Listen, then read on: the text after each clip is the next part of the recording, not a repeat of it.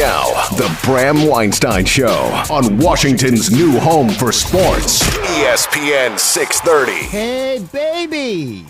Hey, babies. Hey, babies. Hi, everyone. Hi, everyone. Hi, everyone. God, I'm glad it's over. I'm so glad that is over. These last 48 hours have been awful. Awful. Just the whole... Wait a minute, we're last? Oh, I guess we're last. All right, we're last. Cool. Oh, the guy we thought we were going to get for the last, 8 weeks is not coming here? Okay, all right. Well, what about that Raven? Oh, he's in Seattle. Oh, all right, okay. So I'm glad it's over.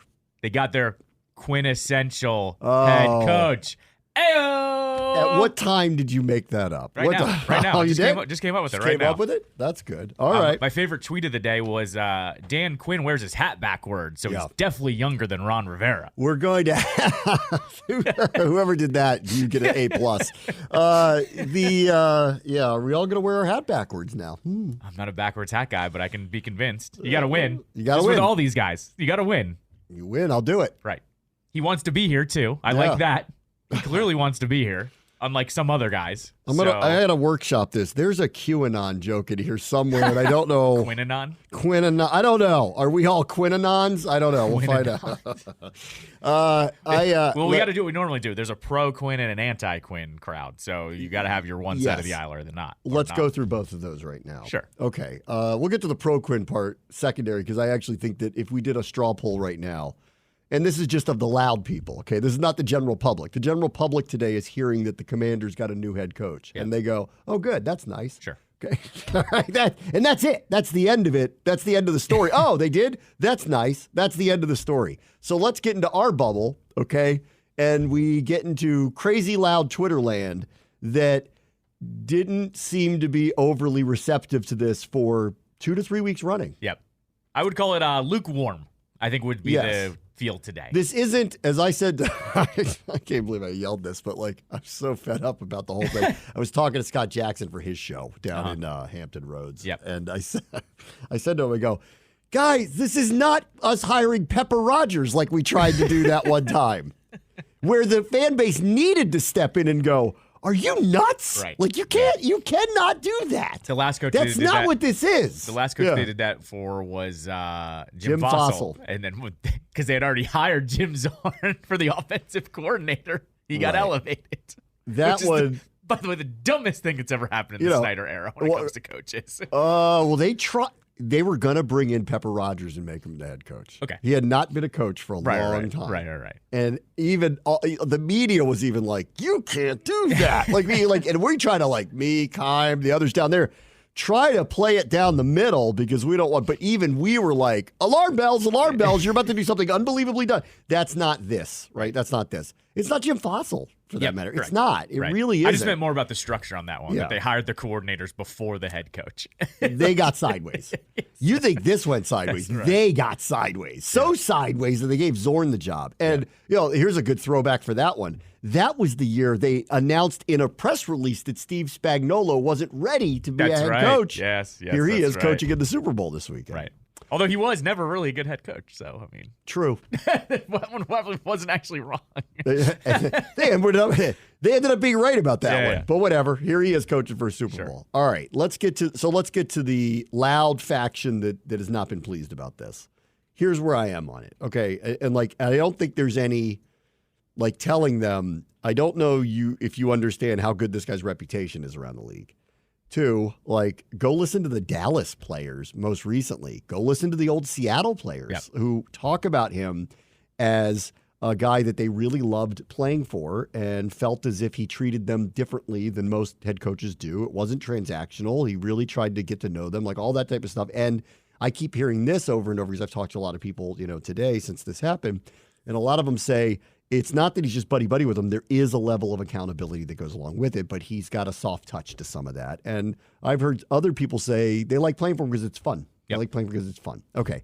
All that's good, right? Yep. All this is good. Sure. I think, and I don't want to speak for the loud, angry people, but I think there's 2 things that happened that they wanted.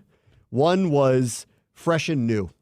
Just new ideas. Sure. New, fresh ideas. And that comes in the form of whoever the young, up-and-coming, we don't know who he is person, but we've heard he's really great, and oh my God, it might be Joe Gibbs or Sean McVay or Kyle Shanahan. Pick your fresh new ideas that are going to come in. Offensive guy. Young offensive guy, right? Young offensive guy. Yeah. And obviously this is not that.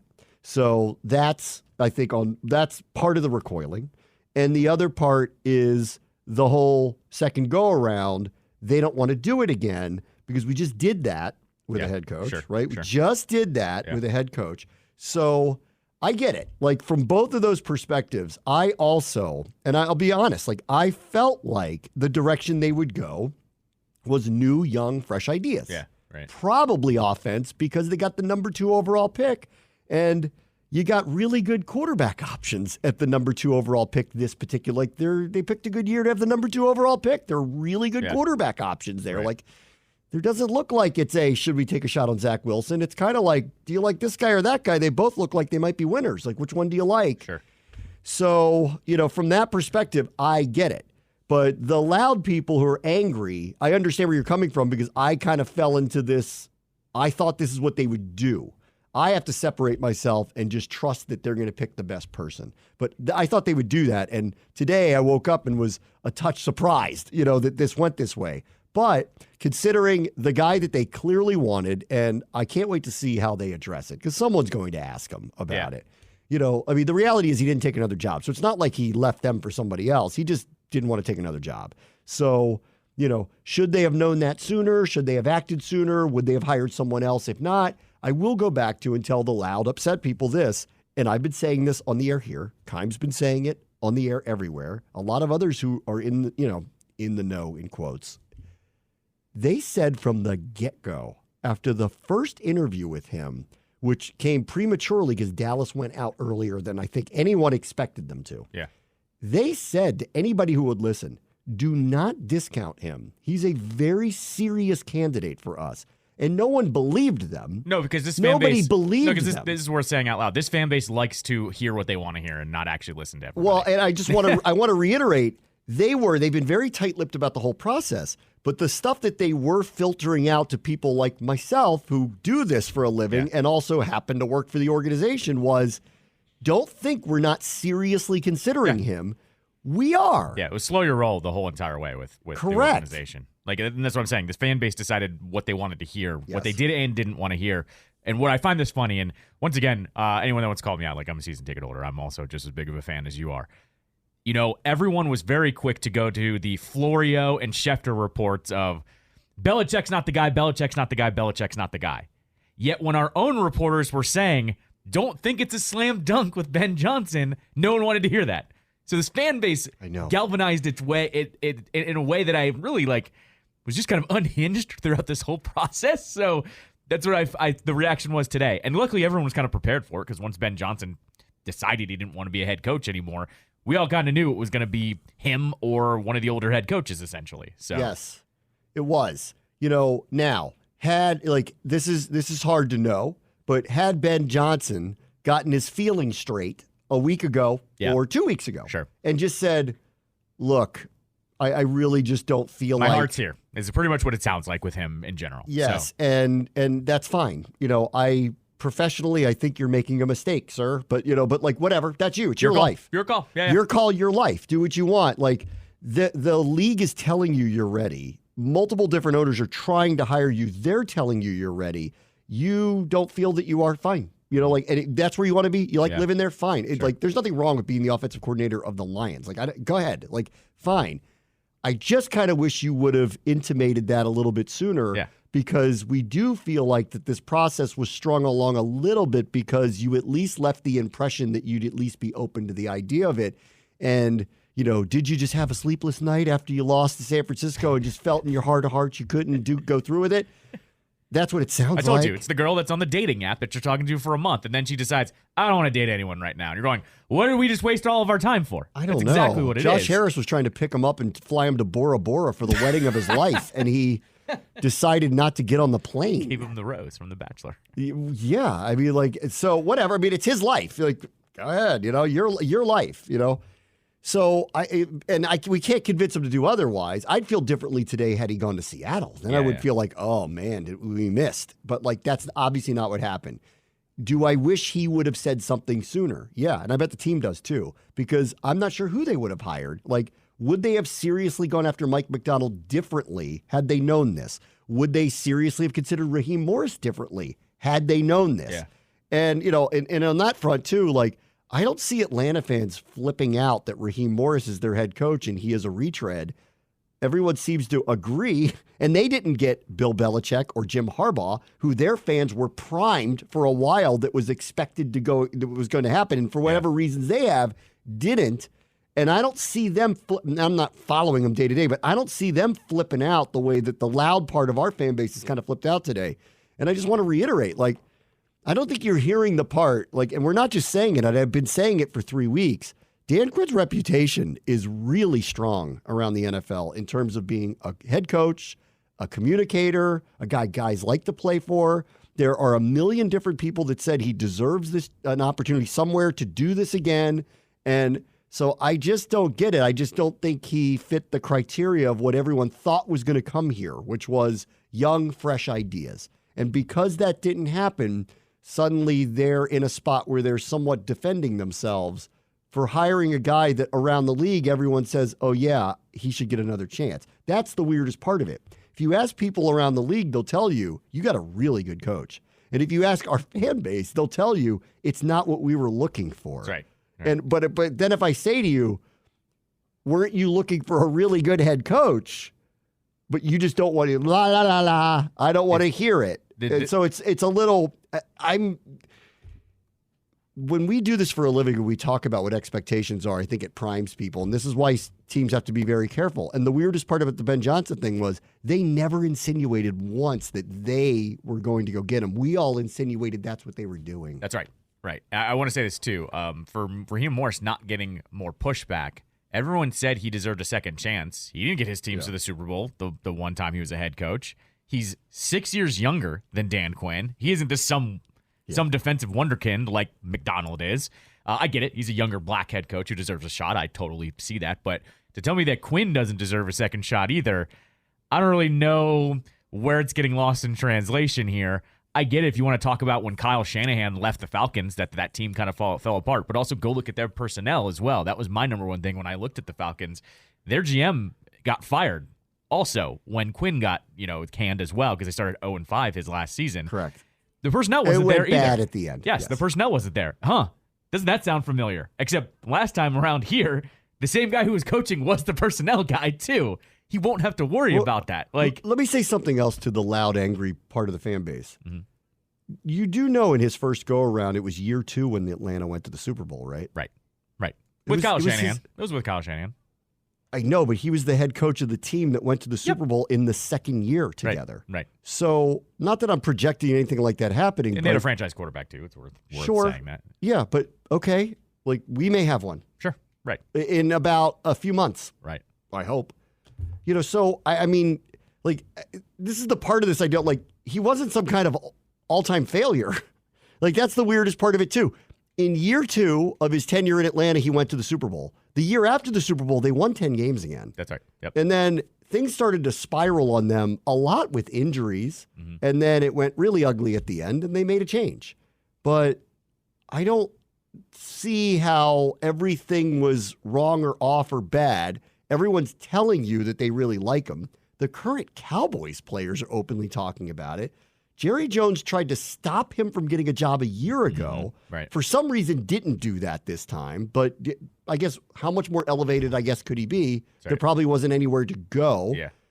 So everything is pointing to Washington hired a really good candidate to be their next head coach. He's just not the 35-year-old unknown supposed genius that you thought you were getting. That's right. I think everybody had these visions of Adam Peters as Bobby Beathard and Ben Johnson's Joe Gibbs. And I think that's what was happening here. And neither of those could be true, or both could be true, or maybe, hopefully, we got Bobby Beathard again. And Joe Gibbs is staying in Detroit for some reason because he doesn't want to be a head coach. But whatever. I mean, I don't know. And then I've heard a lot of the angry people going, did you watch their last game? Right. fair. That was terrible. Totally Their fair. defense was shredded. Yeah, absolutely. Right. Did you watch the Lions last game?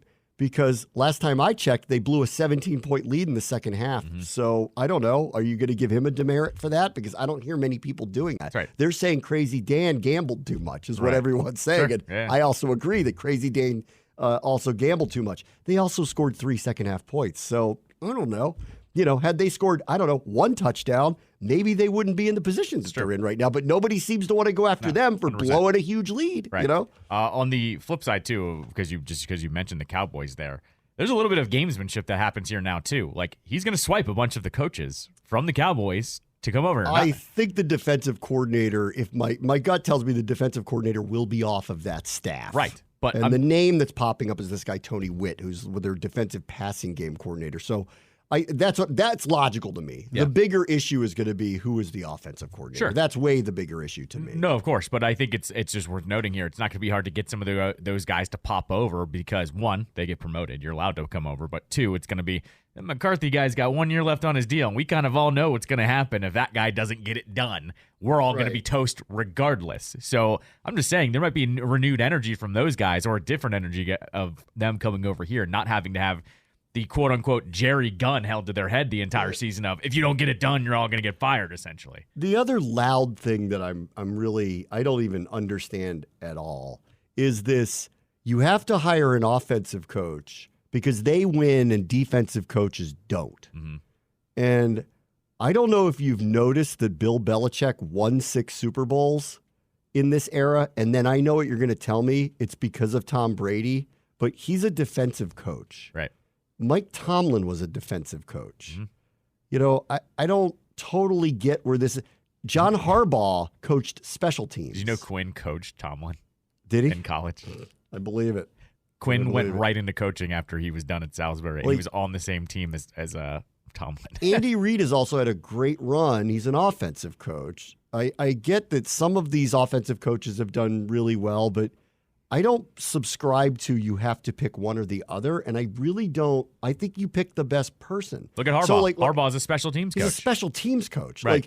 Or are the people in Seattle saying today, what a terrible choice, we picked a defensive coach? Yeah. Or are they going, you know what? We may have found the guy that can shut those guys down, and we've been waiting for somebody to come along and do that for the last few years because these guys have been ripping up the NFL with their offenses, and now we got this guy that might change it, which is my opinion of why they should have gone for him. It's right place, right time to take a chance on a young mind who's got, a defensive game plan that seems to be working against this offense, and he's in a division literally with the teams that are running it, right. And those are the teams that are winning. So that makes sense. Are the people in Seattle today calling up going, we've made an enormous mistake. We hired a defensive coach?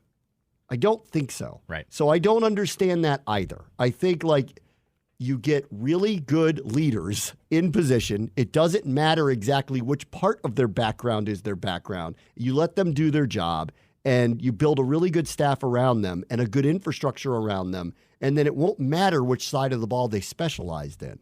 Right. What?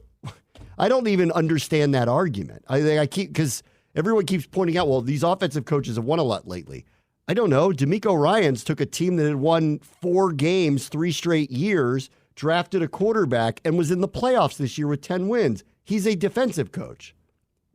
So he doesn't count?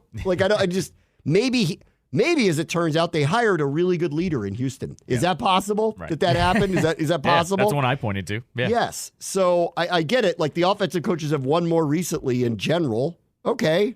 How many? Give me the balance of hirings that have occurred. Yeah. Has it been weighted for offensive coaches in recent years?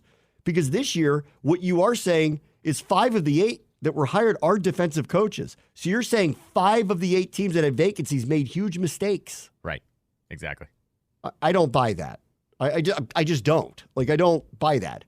Did the Jets think they made a mistake by hiring Robert Saleh? He doesn't have the wins to show for it, but he was a defensive coach. He was the number 1 ranked defense this past season. I mean, say whatever you want to say about their dysfunction, but his side of the ball was the best one. So that one, too, is another one where I go, I don't understand this argument over, well, we had to pick an offensive coach. Why's that? Right. You've never seen a defensive coach win? Right. Like, you've never seen that It's before. also, I don't understand it. I want to point this out, too, because I did see some people saying, okay, there were 8 head coaching opportunities that opened up.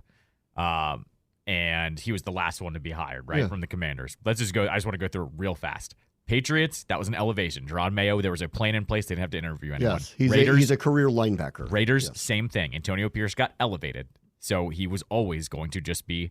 But they didn't, neither one of them said, but we have to hire an offensive coach. Correct. They didn't do that. But both of them are former linebackers, defensive coaches. That leaves us with the Titans, Chargers, Panthers, Falcons, Seahawks, and the Commanders. Harbaugh was going to get one of the jobs. Yes. Period. Like, I mean, we don't wasn't every spot, Yes. but he was going to take one of them. So let's just put that down to 5. So he went to the Chargers, right? Titans went with Brian Callahan, which kind of came up out of nowhere, right? He was not a prominent name. He was not in Ben Johnson's category. I mean, what's odd is, why wasn't he? The Bengals have been a success story for years running, which is actually strange that he wasn't getting the credit for that. He got it because Burrow was hurt, I guess, and they had a winning record. I think having some kind of something about the Lions doing it, I think that it's elevated it a little bit, but for some reason that same like, he's not getting the same praise for what he did in Cincinnati. I agree. Yeah. Like, you do remember that Jared Goff also was the number 1 overall pick, right? You do get that, right? It's Burrow, though. I mean, it's Burrow is so outwardly good. I agree, but like, this is the thing about Jared Goff that gets me when everybody talks about him. He was in a Super Bowl. Yeah. He is the number 1 overall pick. Everyone acts like he sucked. Yeah. Like, I don't. What planet are you all on? Like, is he the best quarterback in the NFL? No, he'll tell you that, but he was never terrible. Right. So I don't get that. That leaves us after him 4. Panthers, Falcons, Seahawks, Commanders. Dave Canales was kind of like a rocket ship. Once we saw what he was doing with Baker, especially at the end of the season, then the playoffs too. Oddly, though, there wasn't some big market for him. We never even interviewed him. Of course. But I also think that's part of the Panthers as well, as the Panthers kind of knew they were going to have to go to – they went veteran. It's how it always goes. Veteran, new coach, veteran, new coach. It tends to how it be. It tends to be how I feel like right? they needed to bring in – he's the right place, right time for them if they let him do his job.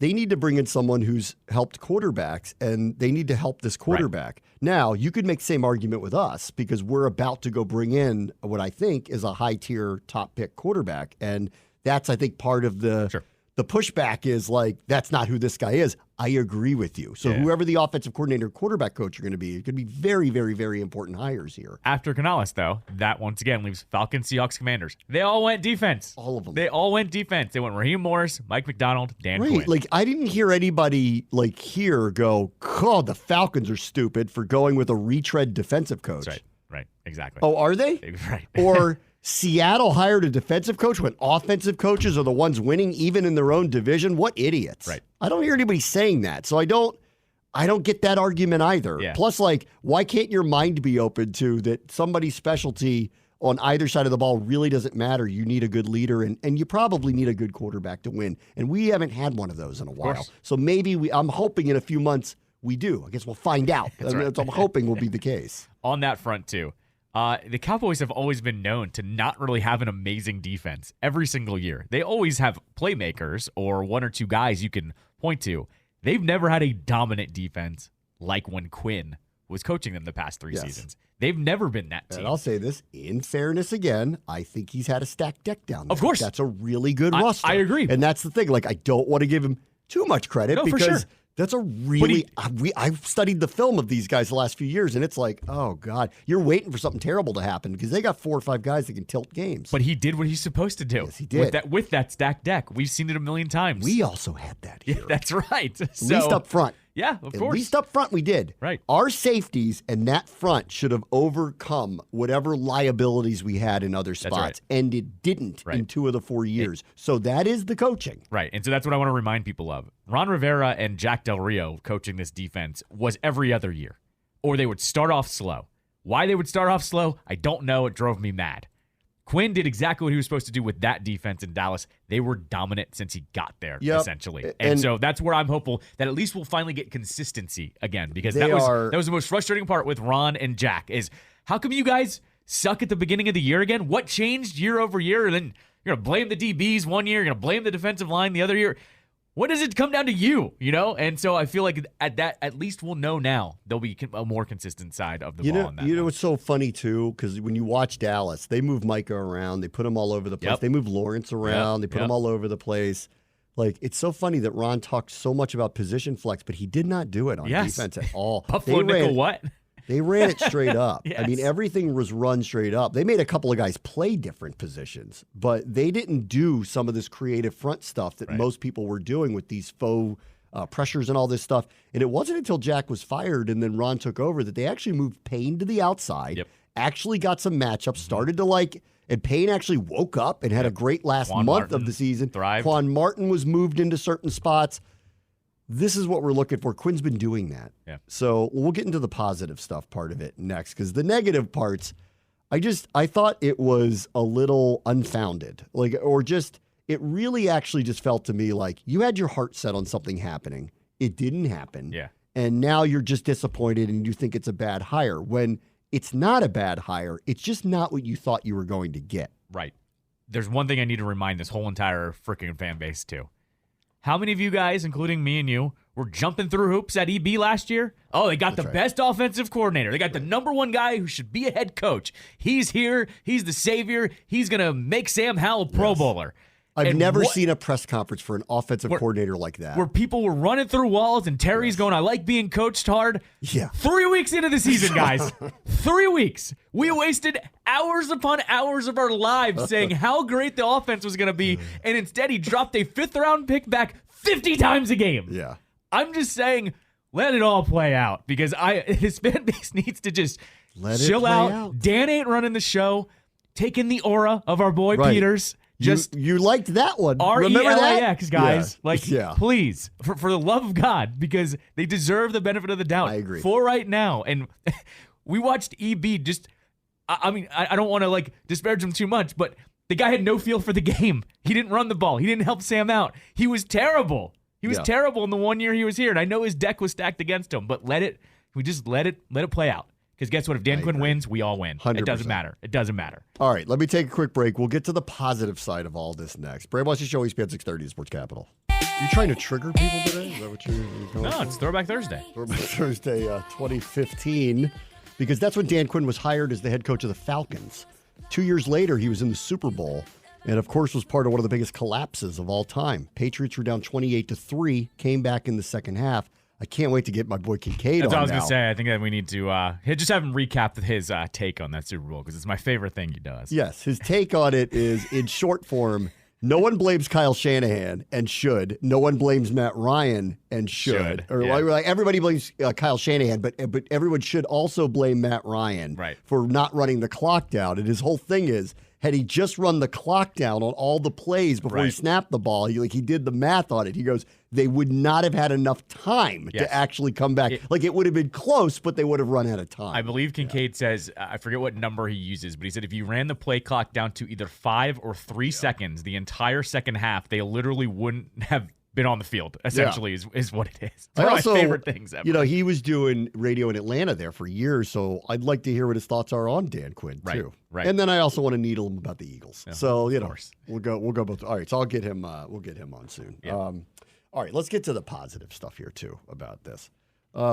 There are a million examples of guys who are in the second go-around that did do really well second go-around. I saw Dan Hellie put something out there. He's like, Tom Coughlin went from the Jaguars to the Giants. That went pretty well. Yep, sure. Andy Reid had a great run with the Eagles, went to the Chiefs, got Pat Mahomes. It's gone pretty darn well for him, in the second go-around. Bill Belichick coached the Browns, then he coached the Patriots. There's a lot of examples. Don Shula coached the Colts, then he coached the Dolphins. There's a lot of examples. See what Harbaugh does this time around. That's right. And he was good the first time around. Harbaugh was really, no one's calling him a retread here. And he did really, really well in San Francisco, turned around and did it here. So there's a lot of examples of this. I don't want to put Dan Quinn in that caliber. It's not fair to him to do that and be like, well, now you got to be an all-timer, because all the people were naming won Super Bowls and, in some cases, like Don Shula owns the wins record. So let's be, fair about that to him. Right. But I don't think people were listening to the team and what we were saying about what was coming out of there, which was they were taking him very, very, very seriously. They said at the first press conference that they had together, Peters and Josh Harris, they said the most important quality to them is going to be leadership and communication and alignment, which is why I think a person like Vrabel was never going to be taken seriously because if he's already making noise about wanting to have personnel control and things like that, that wasn't what the setup was going to be. We'll get to Belichick in a minute because Diana Rossini says they did finally speak to him. Yeah. They had made it very clear all along they had no interest in him being the coach. And I'll give you my position on probably why they spoke to him in a minute. But, like, same thing. He's not going to come here and just be the coach and not have say and all this other stuff. So I don't think that that was ever the right probably fit. Dan Quinn is an experienced person who clearly knows what his role is here. He's going to be the head coach. He's not going to be the personnel chief and is okay with that. Yep, right. And they said what they want from the head coach is someone who's focused on that and also is a communicator and a leader. Go listen to anything that anybody has said, from what his reputation is to what the current Cowboys players and former Seahawks players and former Falcons players, when asked if you hear about him, that's what they say he's about. Right. So I know for some people this is somehow disappointing. I don't know how, and I just think it's a little, I don't know what it is you wanted to have happen here. If they ended up getting a really good head coach, it's just not the one that you, for some reason in your mind, wanted. I don't know why you're so bent out of shape about it. Yep. Like, they didn't go and hire Rich Kotite. Like, I don't understand. They didn't, like, they didn't hire somebody. They didn't go hire Taco Eyes. They didn't go, you know what I mean? Taco Eyes. He had an over 500 record. He coached in a Super Bowl. He's got this incredible reputation. He hasn't been out of the league. His defense was a turnover machine the last 3 years and a top 5 defense. What exactly about him is turning you off that you're so upset? And that's why I don't think this is a bad hiring at all. It's just not the one we expected to get. That's all it is. That's also what I find funny in this, too, is do you remember when they hired Jay Gruden? Because I Right. remember it was kind of like, I don't know, but he's a new offensive coordinator. It's kind of where they're going. And then he had crazy eyes at Lindsey Zarniak on ESPN later that night. And I was like, oh, boy. That's when I got worried. Well, guess what? He was the longest tenured coach in Dan's history. Granted, because he was, aligned similarly to him, Bruce. But still, he ended up getting them to the playoffs one time, I think, with Kirk. I think they made it to the playoffs one time with him. But same thing, never cratered until the last year. They got that one year, and Rodgers showed up here and beat them. That's right. Yeah. Right. Green Bay came here and won. Right. But on that note too, go look at Josh Harris's history with the Sixers and the Devils. It's in the NHL, it's a little more, but every single guy is mostly guys who have been head coaches before. I think that's what he feels is. Yeah, I think so. Well, he's comfortable doing that, is all I'm saying. I can't remember. Did he hire Brett Brown or did he inherit Brett Brown? I'd have to look that one up. I don't remember. I think he hired Brett Brown, but he was a head coach overseas the last time around. Okay. So, right. But then he's replaced him with Doc Rivers and now Nick Nurse. Right. Exactly. And then the NHL, that's why I kind of. The NHL everybody's been a head coach, and it cycles through every. The 2 NHL years. is very disposable. I think the NHL is kind of a different story with right. that. I think baseball's heading in that direction, but they're treated as disposable. Correct. If you don't get it done, 2 years you're out, and then even in the third year, if it goes wonky in December, they'll fire you. That's right. Like they don't mess around with that. Hockey Football's players different. You kind of can't. You can't do it all the time because then you're just dysfunctional. Hockey players have a shorter, I think, attention. I don't want to say attention span, but you can lose them faster. Well, I think in football too, it's just too highly coordinated. Like you can't just flip that around and then expect everyone to be on the same page. And when they're not, you get embarrassed. Right. Quick. Exactly. Yep. Real quick. Right. So I don't know. Like I also am surprised at the end result. I think that's part of what this is. I am surprised too. Like I didn't think we'd land here, but they were telling me the week after they interviewed him, they're like, do not discount this guy. He's a very serious candidate to us. And he's got all the qualities we're looking for, but we want to talk to everybody. And they waited out talking to everybody with the exception of one of them. Had he told them earlier what his intentions were, then they might have made this decision sooner. And I think that's also another part of it. Because they were last, because they waited this long, it also gives off this perception that they didn't get their guy. And I think that is one of the things that people are glomming onto. And I will say this for perception. It does matter. Right. It does. Right. It shouldn't, but it does. And for the next, everyone will debate, well, they didn't get their guy, so they settled on him. And that is something that I'm sure they're going to counter when they have their press conference, and I'm sure they're going to have to counter for a while. But once we get around to OTAs and training camp, it is a first-year head coach with a first-year GM with a brand-new quarterback and a brand-new ownership group. I think all of this will go into the wash, and it's not going to be a story. He's their head coach of an all-new thing. Yes. Correct. So I really, like, the fact that, like, whether he was their first choice or not will not matter when we get around, because there's just too many other things that are going to be new and shiny. They're going to be sitting there that we're going to be watching. And I don't know. I mean, everyone was very happy with the ownership group. Everyone was very happy with the GM hiring. I think everyone's going to be very happy with what they do in the draft, I think. We'll see. Yep. I don't know. I have a feeling we're going to be okay with the very experienced guy who has a great reputation around the league being the coach. That's what I think is going to end up. So these, last 24, 48 hours are awkward. But I don't think that they're telling or that they're like some sign of things are going to go wrong. I think they got a very, very, very good candidate. Go ask anybody around the league. They'll tell you that. Yeah. He's just not.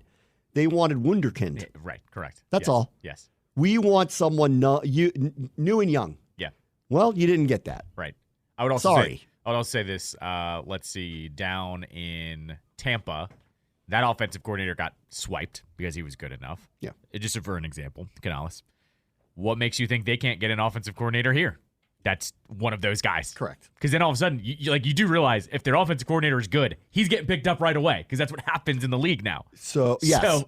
Correct. I'm just saying, everyone says they need to nail the offensive coordinator. Yeah, absolutely, 100% they do. But they might only have him for a year if he's that good. I mean, here's the other thing, too. It's possible Houston did what they did with Slowick. Mm-hmm.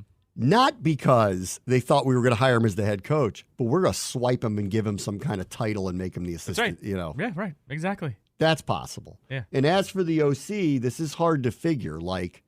Are they looking at somebody on San Francisco's staff right now and why we haven't heard anything about that? Right. Are they looking somewhere else? Who's that name going to be? Or the other major wild card here, which would be very telling about their intentions. If you pick Jaden Daniels or you pick Drake May, those are two very different prospects that do very different things. Mm-hmm. So I don't think there's a one-size-fits-all offensive coordinator. So if they go and get a guy who is accustomed to working with the type of players like Lamar Jackson, Justin Fields, the dual athlete, running, passing quarterbacks, I think it'll be very telling about what they're going to do. They're going to be basically pointing towards this is what we're probably going to do. If they go get the Ben Johnson style of offensive coordinator that runs that type of offense, well, then I guess you could probably take a guess that Drake May is probably going to be the quarterback. And that's the other thing about Johnson that I actually find really interesting in all of this. I just can't believe that, he had to know that if he wanted Drake May, who has a relationship with, that we would draft him for him. That's right. Yes. And he still turned that down. Yeah. Which is really, we can go get your guy if you love him. Yeah. Who knows? We can go get it. You can tell us no. We don't have to pick him. But if you tell us he's the guy you can work with, we can literally just pick him for you. And he still wouldn't have a conversation. Blah, blah, blah, blah, blah. I don't want to talk to you. I'm scared of you. I don't want to talk to you. Don't tell me. I think we're seeing a trend here where not only Johnson, but then Slowick and some of the other guys that got, I don't want to go say extensions, but more money once it fell through with Johnson. Yeah. I think we're seeing some of these younger head coaches get cold feet, just knowing that they could probably get a good quarterback with a team like this. And then if that quarterback is still good, but the team loses because of the roster, they don't want to make it for their first step. But I will say, Johnson has been pegged to be head coach now for 2 seasons. 2 years. Where else are you going to get a better opportunity, right? And I would just, just professionally, I would say to him, the idea that you are in perpetuity going to be a hot name is just not true. That's right. That does end. You do need to strike when the iron is hot at some point. This is just professional advice. And, when billionaires fly to see you, telling them to turn their plane around is really a bad idea. That's right. In general. So good luck with that. And I can't believe this, but I wish we're not playing them next year. I wish they were on the schedule because I'd love to see our Dan Quinn defense take on that Lions offense. I think that'd be a fun week. Be good. That's a little. That'd be a really fun week. There'd be a lot of kneecap biting going on in that game. Alternate universe. Alternate universe. That all of a sudden the Commanders and Lions are big rivals. That would be really. But you know what? The funny part is that is one of the teams to chase over the next couple of years. So for Dan Quinn, we might have a rivalry with them in the not too distant future if we get this thing going the right way. That was the funny part when all the people were flashing the highlights from the last NFC Championship game the Lions were in. It was also the last Redskins NFC Championship game. That's right. Yeah. That's when we had Joe Gibbs. That was original Throwback Thursday for me, was the hiring of Joe Gibbs when I thought we're waiting to hire a coach, but now we can't. All right, let me take a quick break. Brave Buster Show, ESPN 630 Sports Capital. The great Bruno Mars from 2015. Mark Ronson produced Uptown Funk. Great music video, great song. 2015 we chose for Throwback Thursday because that was the year that Dan Quinn was first hired as a head coach, first go-around, head coach of the Atlanta Falcons. In year 2 there, he took the Falcons to the Super Bowl. They lost that game to the New England Patriots. It's not as simple as saying they lost that game.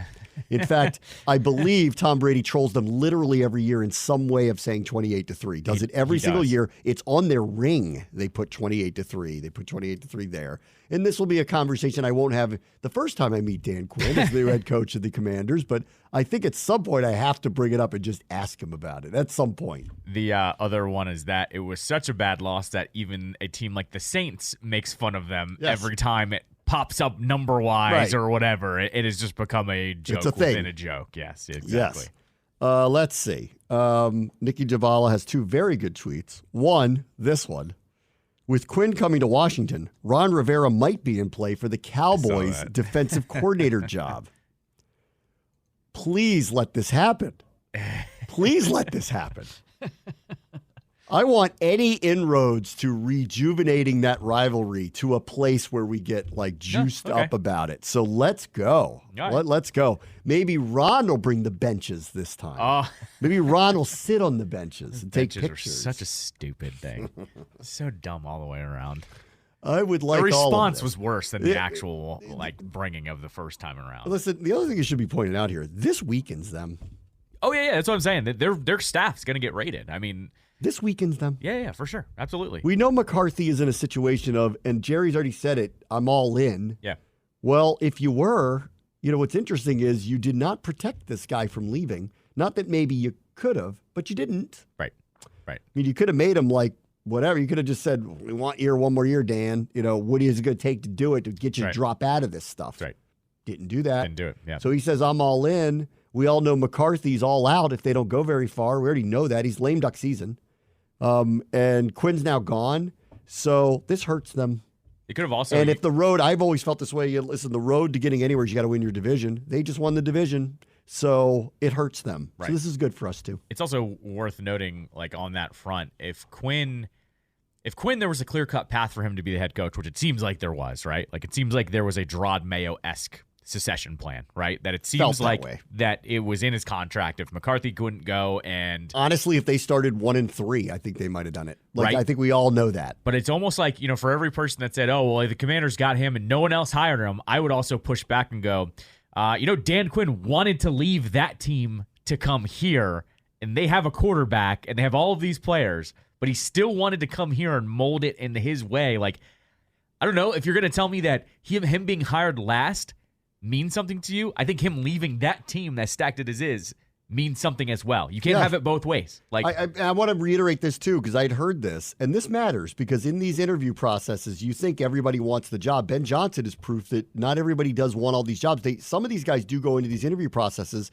and for good reason. Go meet all these people. Yeah. You never know down the line, but it's got to be right place, right time. There's only 8 of them available and 32 in total, and the best thing to do is you're networking because you know that the chances are you're probably not the guy, but it might be for a later date. Right.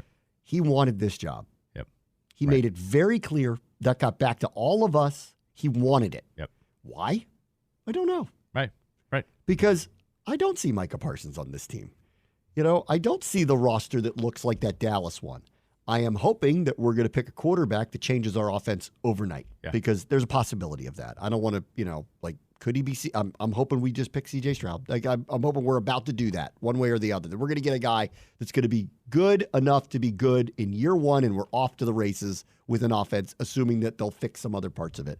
Defensively, what I want from him is I thought our team was embarrassing last year on that side of the ball. I don't know exactly what happened. I don't know why it went as wrong as it did, But for them to be the worst defense in the league is not something you could have possibly convinced me of happening in the beginning of the year at all. Even if things go wrong, you couldn't have convinced me of that. He gets us back to being just respectable overnight because he's able to implement his enthusiasm, his coaching, his style of play. Then he's done his job year one.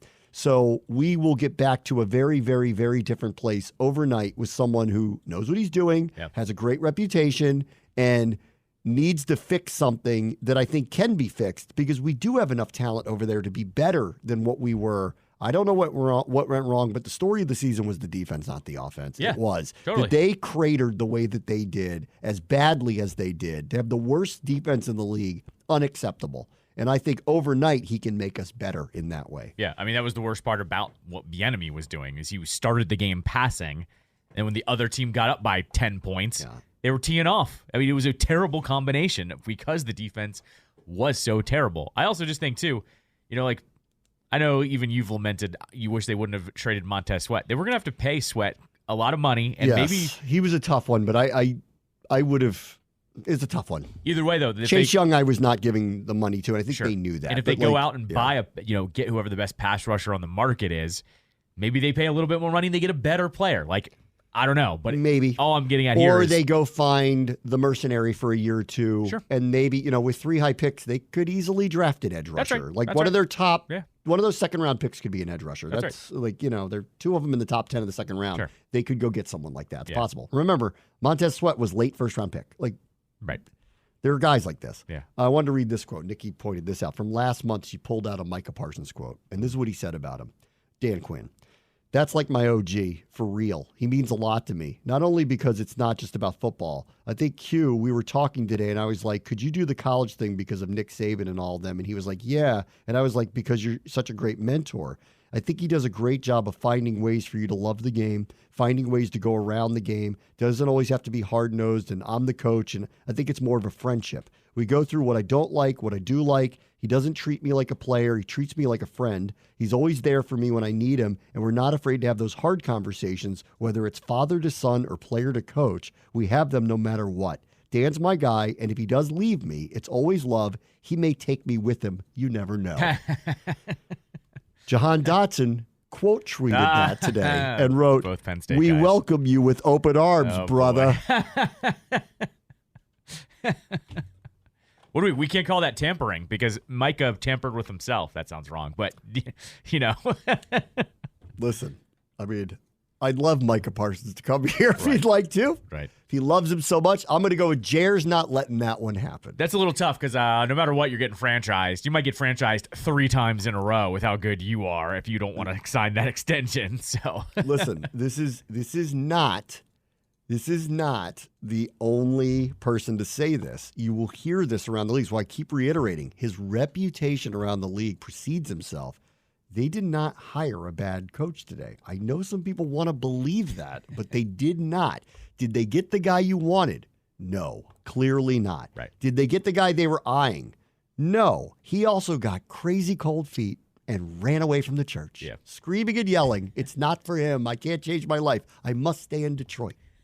He was afraid Eminem was going to double bird him. That was funny, by the way. I don't think we mentioned that. That Eminem heard the jokes and tweeted out, "I guess I got to cancel the diss track." That was hilarious. Eminem's been on it with them. I'm glad he's had a little bit of a resurgence. Cancel the diss track. He's like, "I got to cancel the diss track now." That was amazing. There was a revelation today. The team did speak to Bill Belichick. That's from Diana Rossini, so we'll talk about that next. Brad, watch the show. He's at 6:30, the Sports Capital.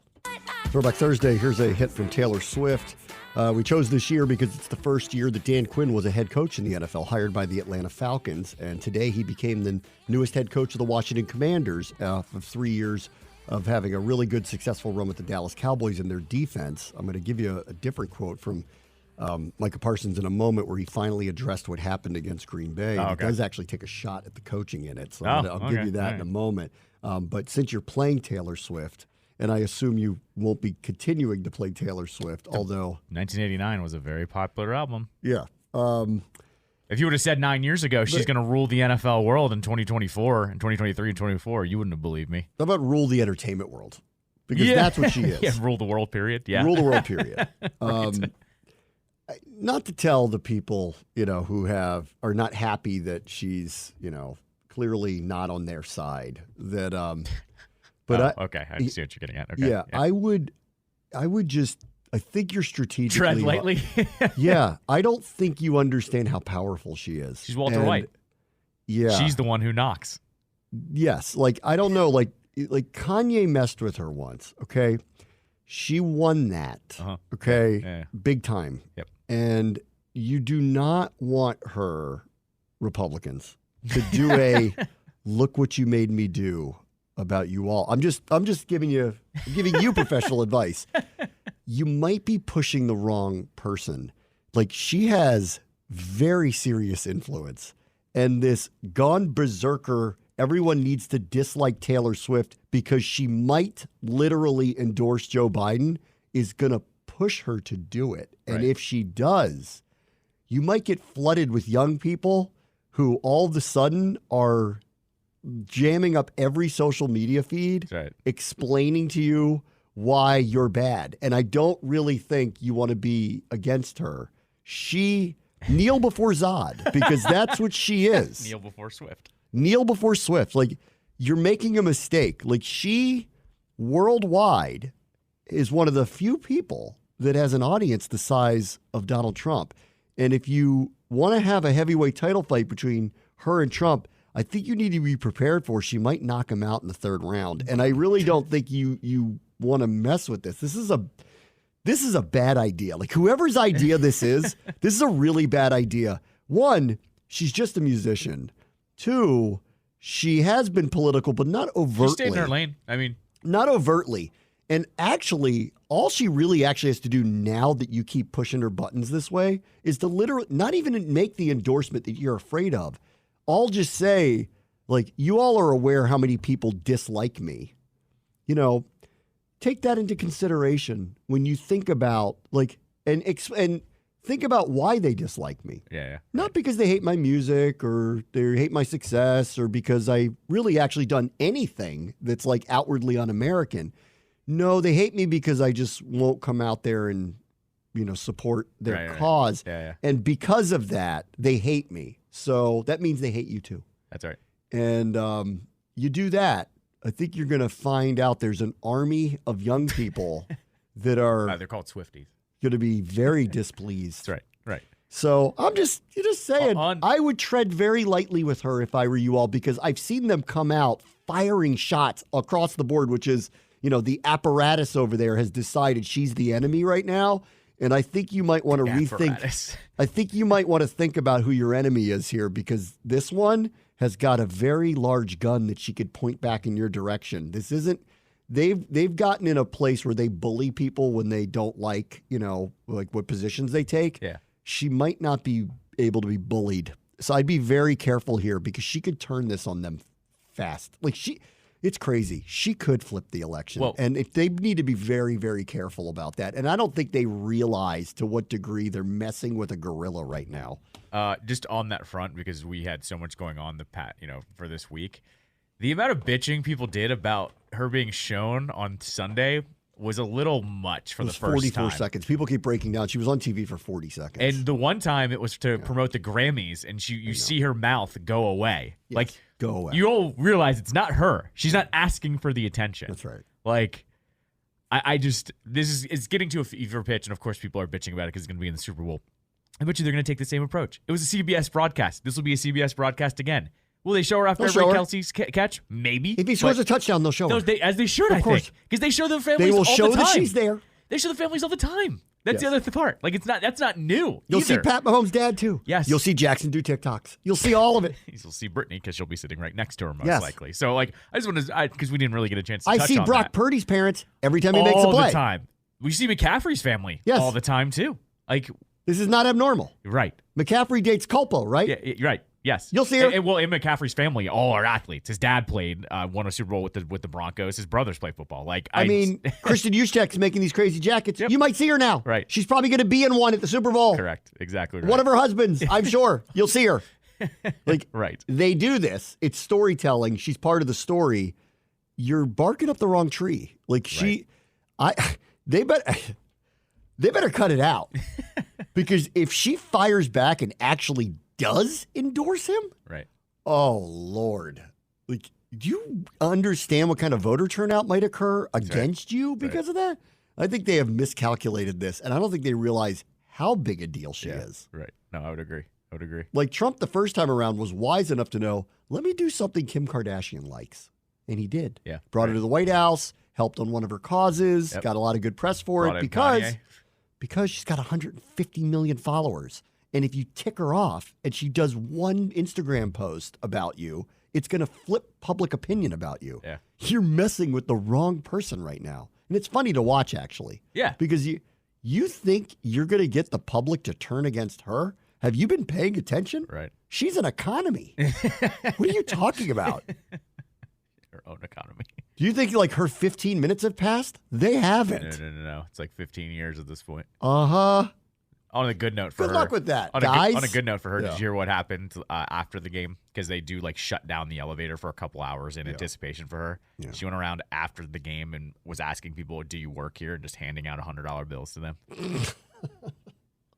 And then, of course, because it's, discourse, the comments are like, that's like her giving out a nickel. It's like, dude, she's handing out $100 bills. That's pretty good. What's your point? Are you not going to take it? Right. Are you going to say, I want $500 instead? She should have given him $1 million each. She should have. It's like, God, she just sounds so terrible.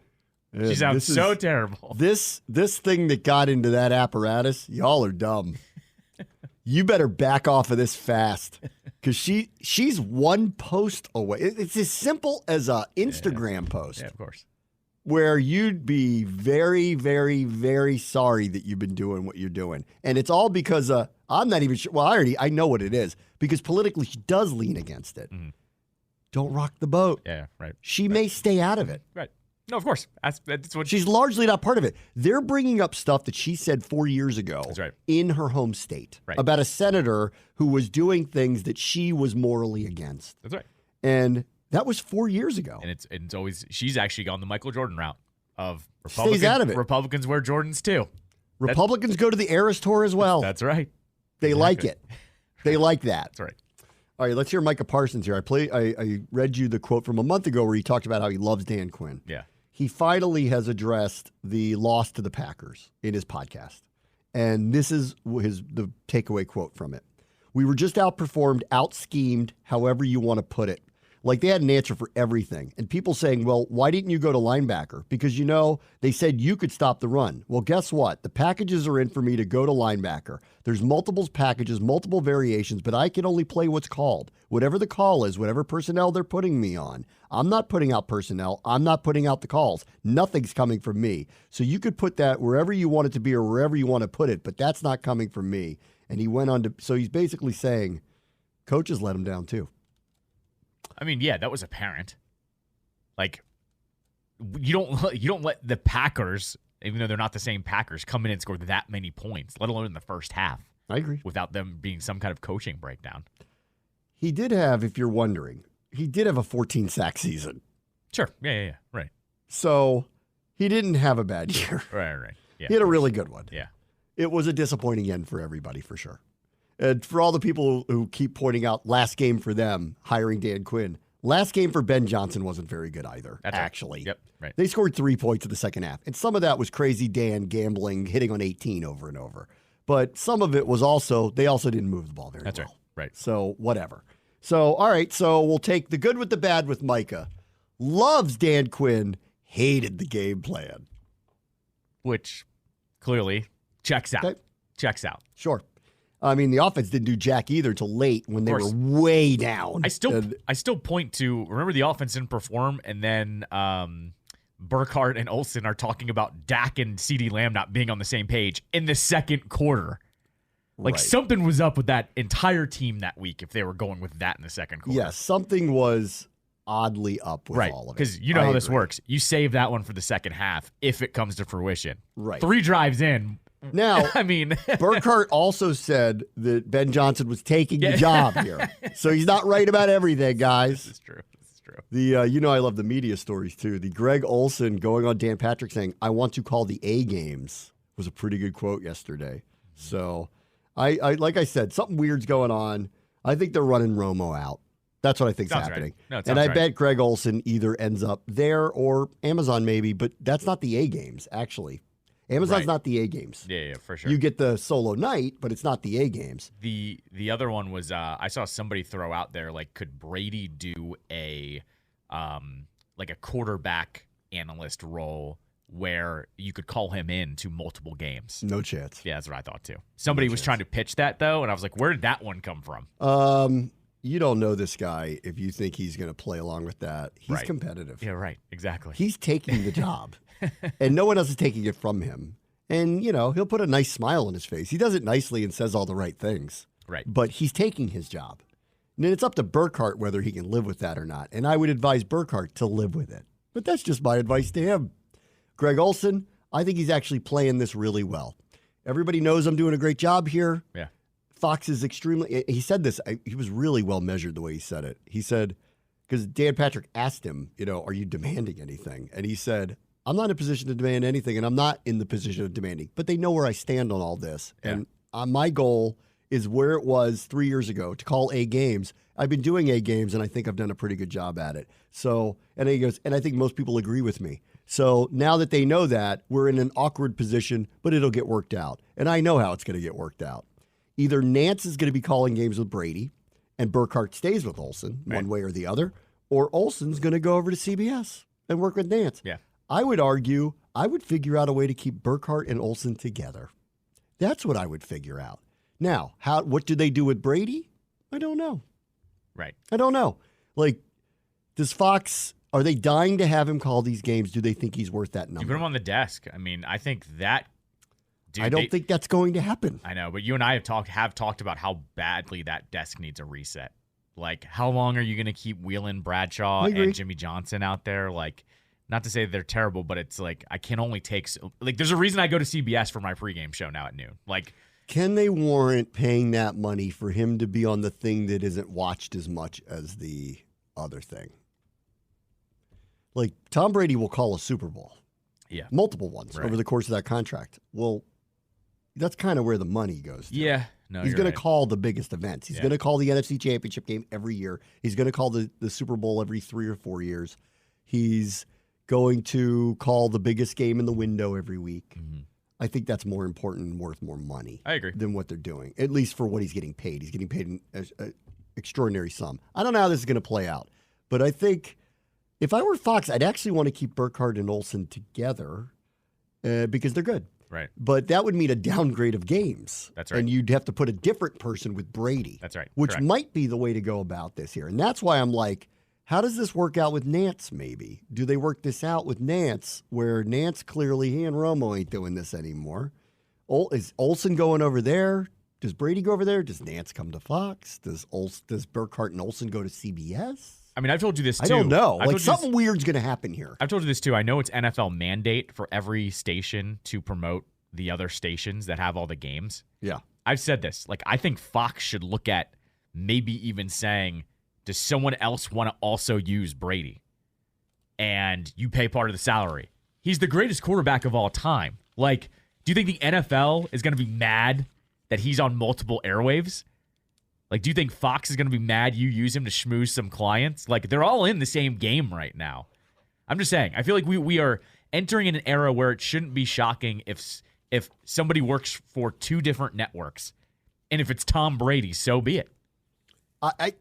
That's possible. Because I think you could really actually go. I would keep Burkhardt and Olsen together. Yeah, but if I could. That's what I would do. Burkhardt can't stupidly take a different role. He has to be the lead. Right. And if they're saying it has to be with Brady, well, then he can't go anywhere. Yeah, if but he if Brady does something dumb and says, well, I just want to stay with my guy, well, then you're doing career suicide. You can't do that. Right. But, they have made it kind of clear that they love being together, and they are really good together. Can you figure this out? Like, could you move them over to Fox and let Nance, or move them to CBS, let Nance do Brady, and let him work for both networks? That's what I'm saying. Let him do the Masters. Because the NFL, do you care? The NFL's not going to care. I would actually rather have the full-on, long-time steady hand with Brady, honestly. And Burkhardt and Olsen do a great job together, so keep them together. Right. But you can't downgrade them, so you have to move them. So that would be my solution. CBS, do you want Burkhart and Olsen? Right. Everybody likes them. Right. We'll send you over to them. We're going to take Nance, though, for our NFL games. You can still use them for the Masters. Right. We don't care. Well, you can still use them for the NFL, too. It just depends what the primetime matchups are. I think like that's what I'm getting at here. How would you do primetime? Because they're both in CBS Fox window. Oh, yeah, that's true. Well, we get him for the NFL. You can keep him for the Masters. Could do that. And other things, whatever else you want to do. But on the primary week, we get him with Brady. I do think you're overrating Olsen and Burkhart together, though. Because, like, look, Collinsworth and Michaels were together for how many years? And that's gone off without a hitch. Fine. Like, it's not Michael. Michaels isn't the problem in that booth right now. It's Herb Street. As you saw, though, Michaels wisely was like, I'll do whatever I need to do to stay where I'm at. Of course. Yeah. Right. And that's what I would say to Kevin Burkhart. As hard as this may be, don't do something dumb. No, exactly. Right. Because also look at Tirico, too, though. Tirico stepped in right away and was fine with Collinsworth. Fine. Like, perfectly fine, actually. Fine. So that's all I'm getting at here is, don't overrate that either. Like, if Olsen needs to go somewhere, he'll go somewhere. I do think something weird's about to happen, though. And I do think Romo's getting run out. That's what I think is happening. If they can figure out a way to get out of his contract, they will, or demote him to a different spot. That's what I think is happening here. So I think Nance will be working with somebody else next year. And it might be Greg Olsen. That's a possibility. I think Olsen, too. I think the dark horse in all this could be ESPN. Because if they sign him, you could just make him like an analyst on the Monday night desk. You could make him do the car wash all week long. He's a good analyst. Wait out Aikman? Maybe. Could be, because the bench there, I mean, I don't know who, no one comes to the I top would of my argue to mind. him you need to stay in the booth. But he would also be the backup Monday Night Football guy, too. So whenever they have two games, which actually happens now, like 3 or 4 times a year. Sure, he would be the main analyst. He would be the analyst in that with whoever's doing it now. I can't remember. Levy probably, right? I think so, yeah. So I'm just saying there's going to be But there's games only there. like 1 or 2 of those a year. There's not a lot. Sure, but they have more. They have more than normal, and they also get a couple, like quote unquote Monday Night Football on Saturday, like those broadcasts as well. So I don't know. It could be something weird's going to happen. I know it. Someone's getting shuffled. All right, let's address the Bill Belichick spoke to the Commanders thing next. Brave Watch the Show, ESPN 630 Sports Capital. I picture Dan Quinn running on the treadmill to this. I don't know why, but maybe he does. We'll have to ask him what his musical tastes are. You think Dan Quinn runs? I do. Think he does cardio? I think he lifts. I don't think he does cardio. No, he's one of those guys, and I've seen this because I get there early. He does the run the stairs. Oh, he's in good shape. He's one of those guys. He does not run to this. He runs to like some AC/DC for sure. Maybe. I don't want to ask him. I don't know. I will. If you don't know what I'm talking about, there are a number of coaches that because I'm at the games 4 hours before. The coaches who show up early, some of them, they run up and down the stairs of every section before the crowd's allowed in. Right. Around the entire stadium. Must be quite a workout. He's one of those guys, actually. I've noticed that before. So he's actually in really good shape. He's one of those guys. He runs the stairs, as we call it. So he's going to hop in the weight room with these guys. Is what yeah. Huh. He'll be up in their face. How much do you lift? How much can you squat? I was seeing if a quick Twitter search for Dan Quinn, what kind of music he listens to, and nothing yet. Nothing's we'll find out. You got to ask him that one. Listen, I feel like I'm starting all over again. I love it. I'm starting all over. Does say he used Run DMC to help Michael Parsons learn the defense. That was from 2021. What does that mean? It's tricky. Hold on. It's tricky. This is like a really long piece. Either way, I guess Run DMC. I guess he had to listen to songs by Run DMC to. He told his players to listen to songs by Run DMC and see how fast they could write the lyrics down to learn the defense. Oh, that's a good trick. It's pretty good. That's a good trick. All right. It's not like they're Twista spitting out the lyrics really fast. One of my favorite listeners, Constitutionalist, says this on Twitter. I think you're misunderstanding why we, the fans, wanted a young, offensive-minded head coach. We wanted this because of the fact that we will be hopefully drafting a young quarterback. If whoever they choose to be the OC is successful, then they'll be poached to be a head coach, and our young quarterback will need to start over with a new offensive coordinator and system. Wouldn't have that problem with an offensive-minded head coach to be paired with the new quarterback for a decade or more. I don't think you're totally wrong. You're not wrong. I thought this is why I thought they were going to go in the direction of taking an offensive-minded coach because of where they're selecting and the likelihood that they are taking a quarterback, which is why I thought they would go in that direction. You're not wrong, but they can't poach all the coaches at the same time. So you're going to elevate somebody. The continuity will continue. It's not as I get it. It happens, but it's not as dire, I think, as people realize. Yeah. So I guess like his point is like people keep getting poached off McVay's staff, but because McVay's there. Sure. Right. Or Shanahan's staff, but because Shanahan's there. Right. You don't have that with. All right. I see it. I guess. Right. I mean, it took a while for Burrow to lose his offensive coordinator. That's right. That was weird. Uh-huh. Right. It took a flame out by Ken Dorsey for. Well, that's not true. Dayball was taken. Dayball was ripped off of McDermott's staff. Right. So that happened. This could happen. So I guess his point is what? Bobby Sloak will get a job. That's going to be a problem for Stroud in a year or two. Sure, but also all those other coordinators are going to they're all going to get elevated. So like the continuity happens. There's just going to be some new wrinkles thrown in there. I get it. Trust me. No, I understand that. Look, the 49ers staff has been rated, and for some reason they're okay. Yes. Right.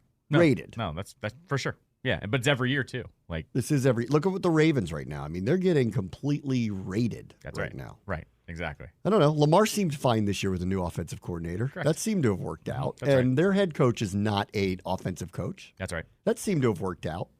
So, I don't know. Mike Tomlin was Ben Roethlisberger's coach for a very long time. That seemed to have worked out. Right. I don't know. I believe you pick the right person for your team at the right time. And not everybody's the right person for the right place. And I'm hoping they're right, that he's the right leader at the right time for them. And everybody's fears about what's happened here is wrong. And obviously I'm going to give them the benefit of the doubt because I want them to win. I also, I hate to say this as well. And I'm not trying to say Dan Quinn's not the guy. But if they nail the number 2 overall pick and Dan is not a good head coach, we've seen it literally this year. All these guys wanted to go to the Chargers to coach with Herbert. Yes. If you nail number 2, long term you are set. Whether it's Dan Quinn people or the be next guy. Yes. Correct. That's what I'm getting at. Because it is king if you've got one of these guys. And in fact, if we're on year 3 and the offense is humming along with whoever's at quarterback and he's on his 3rd offensive coordinator, but the defense is struggling, or whatever you want to say, whoever's next in line will come here. It hinges on number 2 more than Dan Quinn. Brady didn't fall apart when Josh McDaniels left. That's right. He was fine. Yep. Right. That's a defensive head coach exactly. who's over there. Yep. Was it Tony Dungy, the early coach for Peyton Manning? He's a defensive coach. Right. Like what? And in fact, that one just got to the point where, remember, it was whatever his name is in Indianapolis, and all it was like he was giving Peyton 4 play suggestions because Peyton was just running the offense by himself. Yeah, or you could be Aaron Rodgers and you just ignore all the coaches all the time. You could do that too. After reading that thing in The Athletic about the Jets, it makes you wonder if he brought Nathaniel Hackett in because he knows he can ignore him and there would be no trouble for it. Oh, that was in the Athletic piece. That's basically he ignores him all the time, but whatever, it doesn't matter because he does whatever he wants to do and he doesn't like resistance. Right, exactly. Go ahead, Jameis Winston, what they did in the last game of the season. Oh, man. All right, let's see. All right, let's address Diana Rossini reports that the Commanders did indeed talk to Bill Belichick, and that in her report she suggests that there was some interest within some of the decision makers to potentially, seriously think about him as the head coach. Yep. But in the end, they didn't go and do that.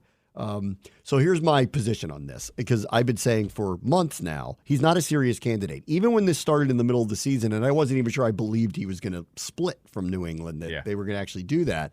I never believed, because of my information, that I don't think that they were seriously considering him for 2 reasons. And not because I don't think you should consider the greatest coach of all time. You should. But they're starting new, fresh, right? Whole new structure. And that structure is going to include someone who is empowered to make personnel decisions. And that has happened already. The idea that Bill Belichick would come in here and work under that scenario seemed a little far-fetched to me, right? Maybe, but seemed far-fetched to me. Secondarily, we are going for a newer communicator, and I'm going to get into that in a moment because Tom Brady Sr. said some things about Bill Belichick that are not breaking news. He doesn't have great personal skills, but in this new day and age, this whole communicating with your players matters. And in fact, I think the breakdown last year for Rivera was he cut off that communication line. Like, he was a very good communicator with his players. He stopped being that way with them, and it all kind of went sideways on them. Yep. The thing on Quinn is everyone keeps saying that he is a good communicator. So did they, quote unquote, lie by actually having an interview with Belichick if it indeed happened? And I'm not saying Diana's wrong, but like, she's the only one reporting this. And even Schefter or Rappaport didn't report anything like this. But whatever. I mean, let's just say she's right and they did. Here's what I would say about it. He is arguably the greatest coach of all time. He is, if he's not to you, he's on the short list of it. He's in your top 5. And if he's not, then you're a stupid person. And he's a free agent. Why in the world would you not talk to him? Yeah, right. Of course you should. Yeah, of course. If for no other reason, I would pick his brain. Sure. Like, just for no other reason. This is also why I would have talked to Harbaugh. Like, whether you intend to try to hire him or not, I don't know why you wouldn't talk to Jim Harbaugh, considering how much he's won, for how long he's won. Why wouldn't you have him in and talk to him? Even if you're not overly serious, but I think you talk to him and you get a sense of who this person is and why they win. Yep. And maybe they dispel some little gems on you, and give you some food for thought as you're building your franchise up, because they say things in this interview that make a lot of sense to you, that even if they're not your person. And so that's where I've kind of on Belichick, like, they clearly didn't seriously consider him. They didn't offer him the job. Yeah. Obviously they didn't seriously consider him. But, like, why wouldn't you talk to him? Of course you should. He's maybe the greatest ever to do it. So, and he's available to talk to. Why wouldn't you do it? So that's where I kind of landed on that, where I'm just like, they clearly didn't take him very seriously as a candidate because they didn't offer him the job. And we didn't hear about second interviews or pictures of him at Chick-fil-A in Ashburn. Like, we didn't see any of that. But that was from years ago, by the way. But why wouldn't you talk to him? It would make no sense not to. And considering they're the ones compiling thought leaders, Magic Johnson, Bob Myers, Rick Spielman, if you told me initially he actually just wants to be part of the advisory group or wants to be part of building the organization, he doesn't want to coach, doesn't want to be in the front office, but wants to be, let's go. Yeah. It seems that we're in the business of gathering people like that. I think that was part of it too. I'm kind of like, everyone has this link, like he might want to come home and live in Annapolis or something like that. Yeah. Well, okay, let's go then. I'm all for something like that if that's actually a possibility. So I don't know why they wouldn't talk to him. Yeah, I would say this too. Diana stops just short of saying interview, by the way. She says he was considered for the job per sources. The Commanders spoke with him, and he had support from some decision makers. I think it falls in line that it was going to be more of an advisory or maybe front office or something. I think they might have asked him. If you're not coaching again, would you be interested in being part of? Right. And now we got Joe Gibbs and him sitting at a table together. Right. Talking about what's next. I mean, honestly, why wouldn't you talk to him? Right. And my guess here, though, is Peters knows better. And he's going, if we hired Bill Belichick to be in the front office, whoever I hire as head coach is going to be looking over his shoulder from the day he gets in here. So. Well, and I think, honestly, who's going to have the real power, Peters or Belichick? That's right. I mean, who's really got the say? So, it was never really the right fit, right time, place. That's it. And I laughed about this weeks ago. I'm like, I can't believe we're sitting here talking about how we're just not the right place for the greatest coach of all time. Like, who's scoffing at all of that? But we are in a different time and a different dynamic. And this is what Tom Brady's dad told the Boston Globe about him. Well, he said two things that were of note. He said that Bob Kraft told him after the fact that he made a mistake letting his son go, that he shouldn't have done that. Okay. Clearly. Fine. Whatever, clearly. This is what Brady Sr. says to the Boston Globe about Belichick and his personal skills and why maybe people weren't jumping out of the chairs to try to get him to be a coach this time around. He said this: Bill is tough. He runs a military system. It's a different generation. Bill is a great, great, great coach, but his interpersonal skills are horrible. That's the bottom line. How many times has he said back in 15 or 16 that he wanted to win without Tommy? When he went without Tommy, he didn't know what he was losing. You're losing more than just your quarterback. Ego sometimes gets in the way of things, and I think it did with Bill. Now he's in a situation where he's gotten crucified for the last few years by everybody, and a lot of luster has come off his rose. I agree. Yeah. I mean, he's not wrong. But this is all things we knew. He can still you coach. You take one look at the guy and you know. When our boy Staley out there doesn't know how to communicate with his players, that's different than if Bill doesn't know how to communicate with all of his players. On the thing about Kraft telling him he made a mistake, this was the quote. He said back in September, he told us, he just said, I made a mistake. We don't all make the right decisions, but he's made a hell of a lot of good ones over the years. But I know it galls him that Tommy went elsewhere and won. Not that he won, but that he won after Bill said he was done. Which is, I think that's probably what turned Kraft. And this is probably why in the middle of the season you were hearing the split stuff, because Kraft was just so bent out of shape that the Patriots weren't competitive to the degree that they were, and Brady mic dropped them. That's right. Right. And Brady was the one who had to get in the way multiple times from being traded. That's right. The year that they John Lynch they did the Garoppolo tried to get trade. him. Yeah, the year of the Garoppolo trade, they turned around and won the Super Bowl. Yes.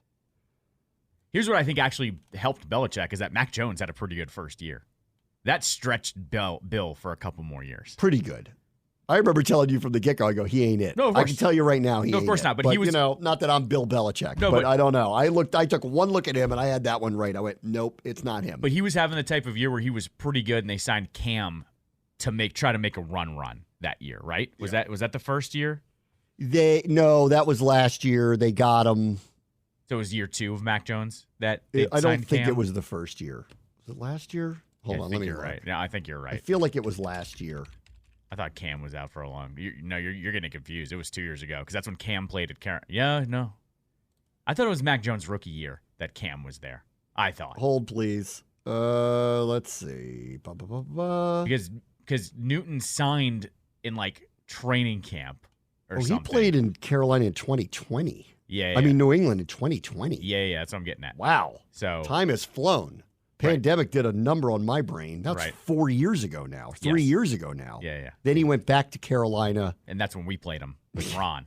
And he just looked like... I can't even tell you the dumb conversations I've had about him when we went in to play him before that game. I don't even want... Because I don't want to out the people who were coming up to me going, you're going to see how great he is again and how stupid everybody's been the last couple of years. That he was going to be good? Oh, God. Stop and I went, okay. And then I was like, I'll see you later. Right. They had a chance to win that game. I'm like, you clearly haven't watched him play in 5 years. But go ahead. Keep telling me I don't know what I'm talking about. I think you should leave. We're all trying to find the guy who did this. It was Ron. It was Ron. Fine. Hey, listen, it happens to a lot of guys. They got a lot of great years out of him. He got hurt. Yeah, that's what I'm saying. We're all trying to find the guy who did this. He hurt his shoulder badly, and that really is what derailed his career. Right. I mean, once that happened and it kind of marginalized him, he was a lot like Fields. Like he'd have these moments where he'd like chuck it down the field and it's like bombs away and you're dead if he's completing those passes. But there's a lot of games where he was very inaccurate. And then because to the point of everyone who calls him like this incredible quarterback, this is his completion percentage in his career. 2011, 60%. 2012, 57%. Yeah. 2013, 61%. Under 60% 4 straight years after that. He had one great year completing the ball, 67% in 2018, then under 60% again. 60% is a low benchmark now for a good quarterback. Yeah. It's a really low number. As a runner, he was second to none, at the time. Yeah. And in the red zone, you're done. You can't. You think that tush push thing was hard to stop? You couldn't stop them. If they got inside the 5, he scored. Right. There was nothing you could do. You couldn't do anything to stop it. And when he was on, they'd score 50 points. Right. But he wasn't on as often as people like to remember. It was because also you have to remember at the beginning of the first half of his career, his running was insane. Insane. Like he was a large running back, but could also pull away.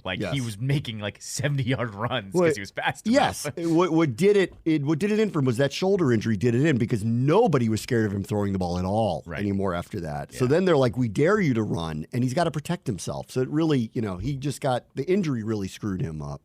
All right, so Tom Brady Sr. Bill doesn't know how to talk to people. Duh. Yeah. Duh. We know this. I appreciate you saying it. We know this. Right. And for the Commanders interviewing him, I really don't think it was for the head coaching job. Or if it was, I think it was just to pick his brain. Just kick the tires, yeah. And why wouldn't you? I would say you should. I would say this. I think it's interesting they did not talk to Vrabel when it was all said and done. I think that's just. It sounds like a lot of teams didn't, and I'm a bit surprised by that too. Yeah. I wonder reputationally what happened with Tennessee, because he felt like a shoo-in to get a job immediately somewhere because he'd been winning so much. But it doesn't even seem like many. And 5 of the coaches that were signed are defensive coaches, so it's not like that wasn't a trend this year. Actually, I've answered my own question. Wasn't the Tennessee GM from San Francisco?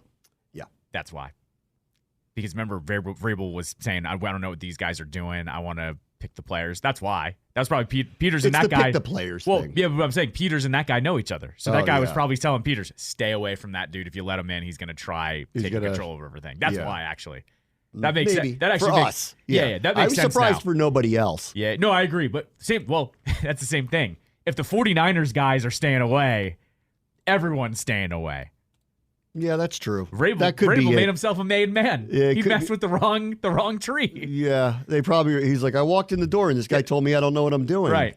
He's like, so I wish you luck with him if you're going to bring. He's a very good coach if you can just keep him down there. Right. Stop letting him look at the tape because he's gonna give you a hard time. It's gonna be whoever doesn't have 49ers ties is gonna be the next guy to hire him. I mean, I got the assumption here that Dan Quinn's not gonna be that way. I think he walks in here, he goes, I'm a football coach. Right. I'm gonna do the football coach thing. Yep.